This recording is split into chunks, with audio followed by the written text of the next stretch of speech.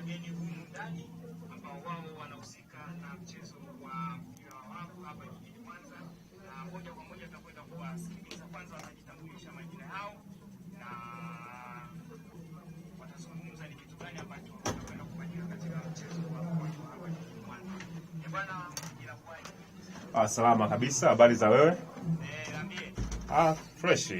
Habari ya wewe? Bwana, safi kabisa. Ndio. Naona mmetuvamia hapa studioni. Ni kweli tumevamia, ni ghafla, lakini ndio hivyo. Habari za michezo? Bwana, hapa michezo fresh na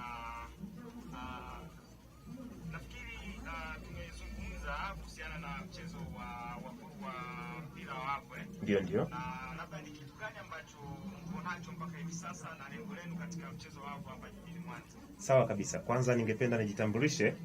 Mimi naitwa Dr. Frank Mganga. Katika chama mimi ni katibu wa chama cha mpira wa wavu kwa mkoa wa Mwanza. Katika ujio huu hapa nipo na wenzangu pia watatu zaidi ya mimi, na kwa hiyo wanakuwa wanne.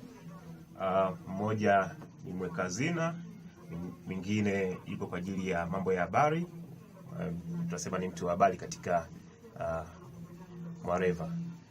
Mwingine pia ni mtu wa IT kwa ajili ya information technology kupitia katika masuala ya science tuseme. Kwetu sisi hapa kilichotuleta sasa na kuwavamia humu ndani kubwa sana ni habari ya mwaka huu. Unajua ni mwaka mpya tena. Kwa sababu huu ni mwaka mpya, hivyo basi inabidi tuwe na mambo ambayo lazima wadau wetu waweze kuyajua. Kubwa zaidi ni kuhusiana na kalenda ya mwaka huu. Kalenda ya mwaka huu imesheheni vitu vingi sana vizuri ambavyo wadau wanatakiwa vifahamu.